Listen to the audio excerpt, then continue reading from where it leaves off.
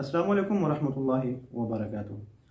Social media पर एक खबर वायरल है कि मदीना पाक में जो मस्जिद कुबा है उसके जो इमाम हैं और जो उसके खतीब हैं वो रिश्वत लेते हुए पकड़े गए हैं।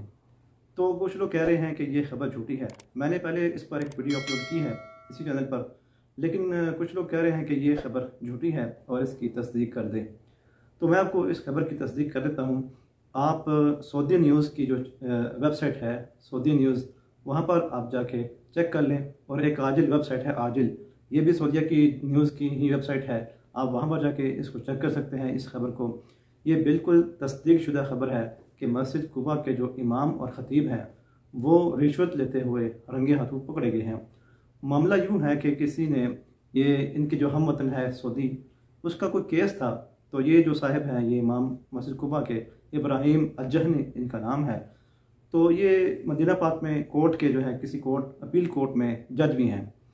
तो मामला यूँ हुआ कि अब इनका जो वो हम वतन सऊदी है उसका कोई केस था, कोई किसी किस्म का केस था। तो उसने कहा कि मैं आपको 40 लाख रियाल दूंगा और आपने फ़ैसला मेरे हक़ में करना है।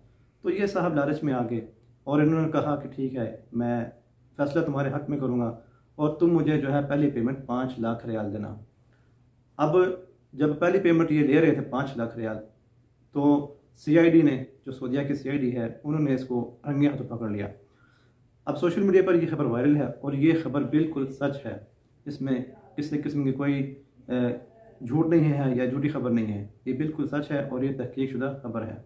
इसलिए इस खबर को सोशल मीडिया पर भी जो है सऊदी चैनल ने खुद नशर किया। तो इसमें परेशानी की ये बात है, अफसोस की बात है कि मस्जिद कुबा के इमाम जो हैं वो एक ऐसी जगह के इमाम जो कि मस्जिद कुबा इस्लाम की पहली मस्जिद है और हम लोगों के लिए वो बहुत एहतराम की जगह है।